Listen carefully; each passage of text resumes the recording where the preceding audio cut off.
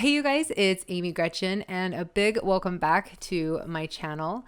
So in today's video, I wanted to share a walkthrough of my 2017 Project Life album. I realized in the middle of the move that I actually had not shared this album completely finished. And so I thought this would be something fun to be able to share with you guys while I'm in the middle of this move. Of course, I never was able to get this content onto my YouTube channel until now.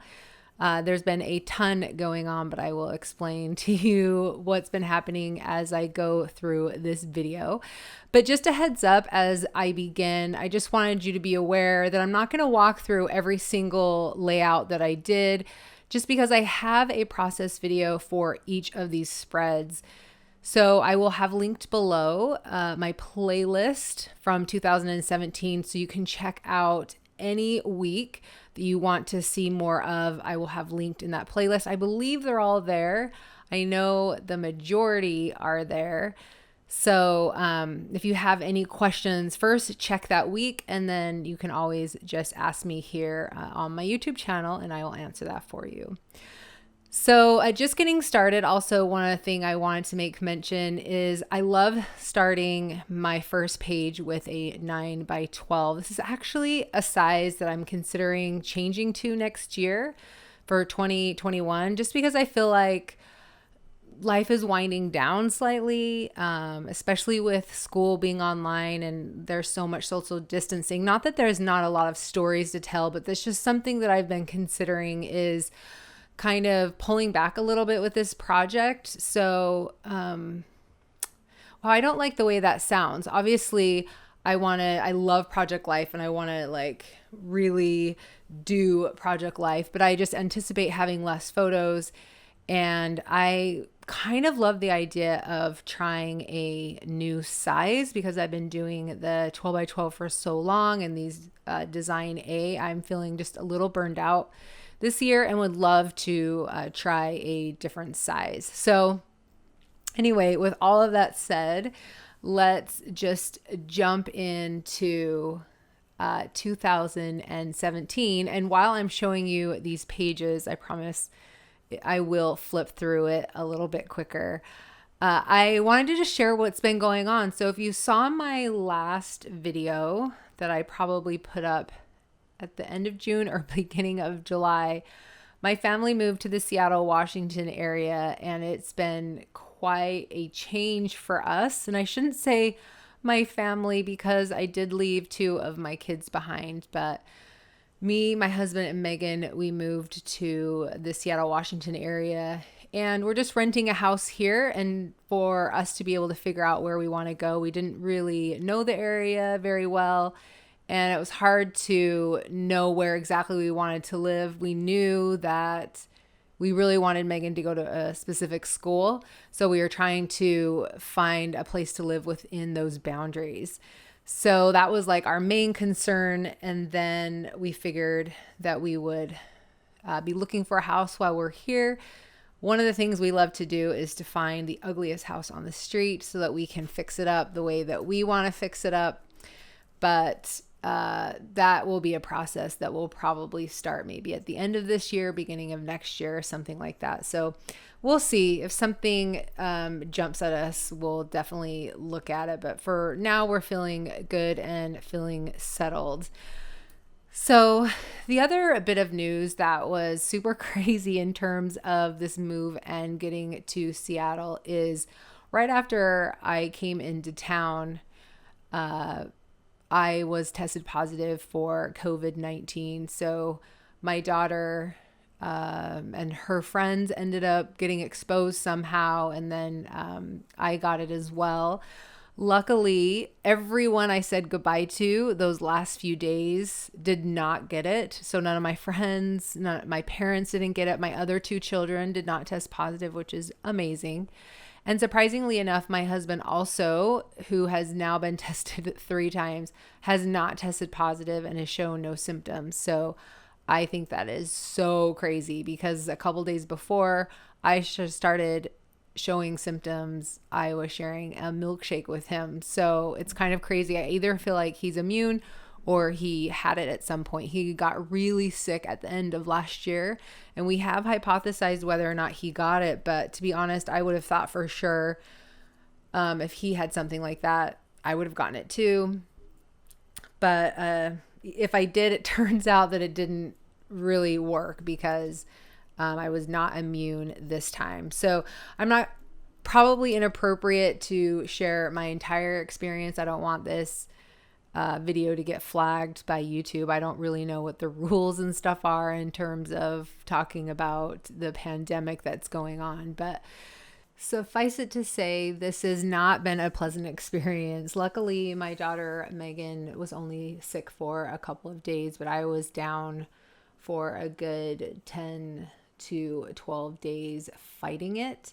And it was very, very stressful at times. I think that if there wasn't so much going on in the news, it probably wouldn't be as stressful, but it's very anxiety inducing. And so I think that that played a really big part in how it hit me. But I also think it hit me really hard, which is super sad because I am really, really healthy. So it makes me super nervous for those people that are compromised in any way that maybe it could hit them even harder. So definitely a plug here to always be wearing your masks and always being careful, because you just never know if you've got it or if you're around someone else that has it. So I felt like I definitely learned a lot, and I am by no means 100% recovered. Even today, I was worn out by going for a short walk, and anyway, I wouldn't say I'm fully recovered. I also still don't have like all of my smell and all of my taste back, so that's pretty sad. Also, I'm crossing my fingers that it's coming back. I haven't really read other people's experiences, whether or not they still can't taste or smell, but right now it is very, very limited. And I feel like food is really wasted on me right now. So that is a pretty sad part. So anyway, I'm actually in the business. One of the things that was really hard being here is that I didn't really know anyone and I didn't have a doctor. And so that is actually something that I need to do right now, is find a doctor. I'd love to get some tests done to see how my internal organs, my heart, my lungs, and how they're doing, and just talk to someone about some of the things that I'm experiencing right now. So anyways, that is on my next to-do list, is figure out what my insurance is and what doctor I can find. So it has actually been a crazy, can't even say this lightly. This has been one of the craziest months of my life, or I should say July had been the craziest months of my life. I started packing up about July 5th, moved on the 13th, and moved down to Washington. And then I tested positive for that crazy pandemic. So anyway, just do your very best to keep yourself and your family safe, because you never know when it might touch you. And I imagine that it's probably going to touch a lot of us at one point or another, because it's going around, and we're all just trying to live and do our very best. But it definitely humbled me some and helped me realize the importance of what we're doing by wearing masks. I do wear masks, but I find it really hard, but I do wear them. So it definitely gave me a different perspective, and just the importance of doing our very best to slow this virus down, just to keep as many people protected as possible. I'm feeling really sad that schools are, at least around us, schools are not going to be in session. They're going to be online. So I'm really sad for my daughter, who is really wanting to meet some kids. And she actually has been able to meet some kids via social media. So what a blessing social media is. I don't really love social media for children, and sometimes not for myself. But I've seen it can be really positive in a situation like this. So I've been super grateful for it, especially since she is now going to be online. So meeting kids is going to be really crucial for her and feeling like she's not 100% and completely alone. So anyway, that is our life update. That's my life update. And I've actually, while I was in bed with all this going on, I really thought a lot about scrapbooking and memory keeping and what I want it to look like. You heard me talking earlier about possibly switching to a 9x12. I actually considered switching to a 6x12 also. Another reason I was considering this is because when I was moving all those 12x12 albums, it's just a lot of space. It takes a lot of space to store. So that was another reason why I'm considering going smaller. And so I really was considering also a 6x12, although that just feels a little too small. So I'm not sure that I'll go a 6x12. Plus, it's so much like the Design A, and I'd really like to try something a little bit different. And I am really loving Ali Edwards, how she has the different page protectors for the 9x12. So that is kind of what I am thinking. And I will either do, I'm guessing, 1 page or a 2-page spread for a week. But I think I will continue to do a week because I love doing it that way. And I just feel like there's a lot of stories to tell. But I've also been thinking about memory keeping in terms of my planner. And I have a Hobonichi planner, and I use it. I guess I've been using it a lot more lately for memory keeping just because I haven't had a lot of, I have had a lot of stuff to do, but it's not been stuff like appointments and things that I'm needing to write down. It's more like I need to unbox all of these boxes, and I just don't feel like I need a to-do list to remember that, So I have, the last month or two, I haven't really been using it in that way. I've really mostly been using it as a memory planner and journaling, which I absolutely love. But I've been thinking also that I need more of a planner for my YouTube channel because I really want to jump back in and just build up this channel. I've wanted to do that for quite some time. And just unfortunately with the move and the potential of this move coming up, that's really all I've been thinking about for the last 6 months to 4 months. It's really been kind of on my mind, this transition. But I really want to build up this channel. I really want to try new things. I really want to share some of the knowledge that I have. One of the things that I'd really love to share more is some of my favorite tools and how I'm using them.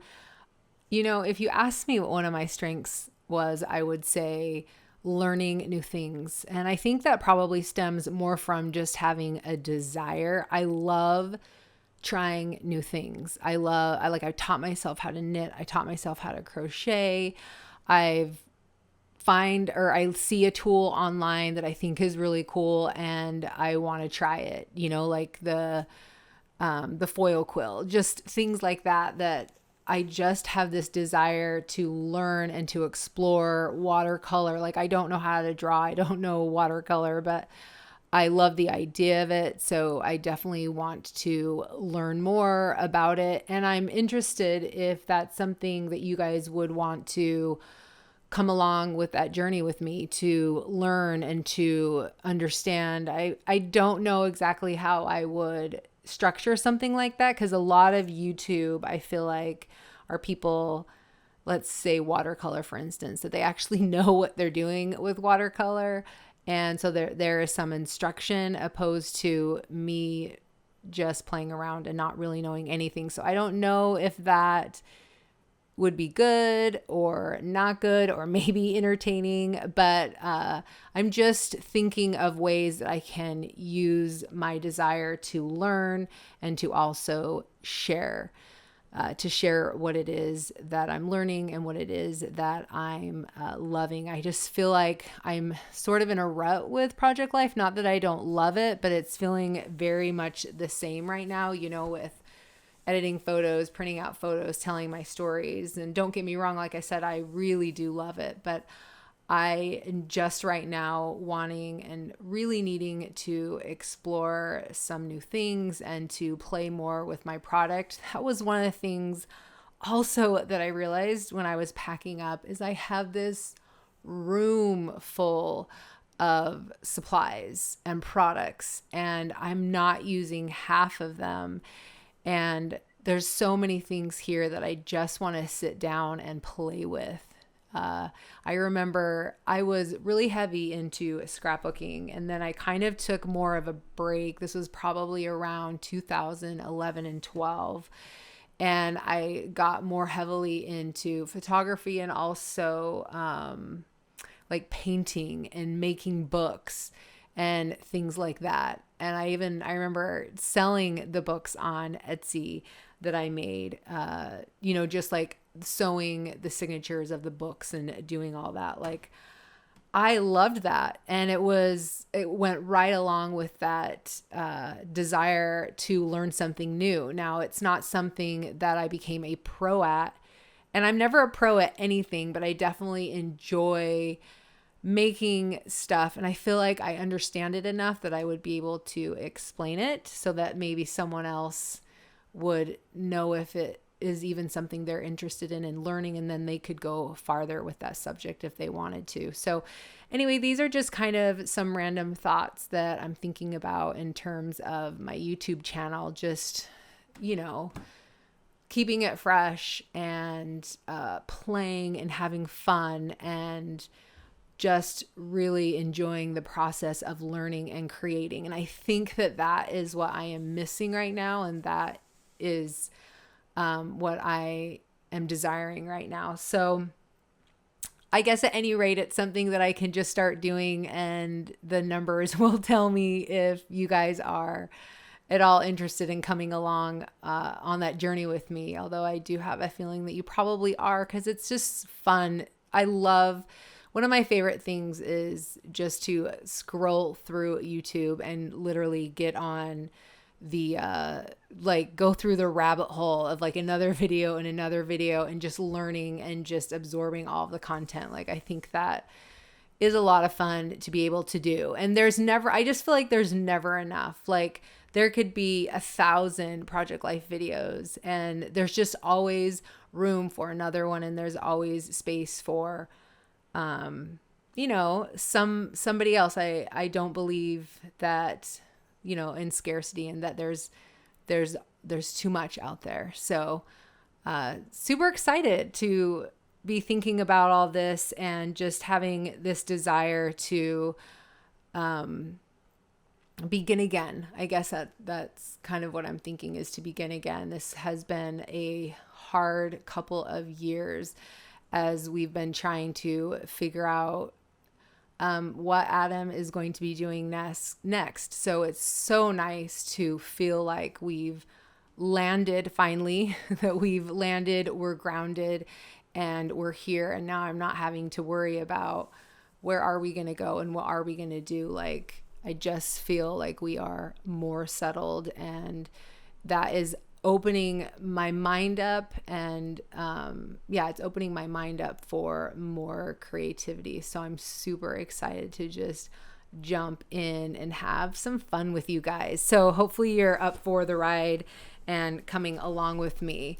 With that said, if you guys have any suggestions about stuff that you would like to see, tools that you would like to know about, something that you would like to learn, I love the idea of learning alongside you guys. So if there's something out there that you're interested in, let me know, and maybe we'll make a video about it. I would love your input to see like what you guys would be interested in seeing as well, because I value you guys and really so much appreciate you guys being here and being so supportive of my channel over the years. And I know that I have been kind of MIA for the last year but that's about to change. So hopefully you guys are up for changing along with me. So anyway, it looks like I am in December and this video is coming to an end. I'm sorry that I've been so long-winded. I thought that I would talk a little bit and then I would put on some music, but it looks like I've made it to the very end. So if you made it all the way with me, thank you for being here. Like I said, I totally appreciate you guys. One thing that I will share with you right now that I'm showing you is my story journals. And once I've done with my story journal, I put them in the back of my album so that I can refer to them, because there's just a lot of notes about what happened during each week. So if you're interested in about my story journal, I actually have a separate video that I did talking about it, and I will have that linked below and also in the cards also, so you can check that out. But I just store them along with a couple of other cards and ephemera and things at the back of my album so that I can just always refer to them. You know, because what else am I, if you put it somewhere else in a box, it's just going to get lost. So you might as well have it with the content of the album. So anyway, you guys, that's it for 2017. I actually really love going back and looking at my albums and just seeing all the life and seeing all of the stories. And especially right now that I've said goodbye to so many of those places and people, it's so nice to be able to go back and look through it. All right, you guys, we will catch you next time. Thanks so much. Bye.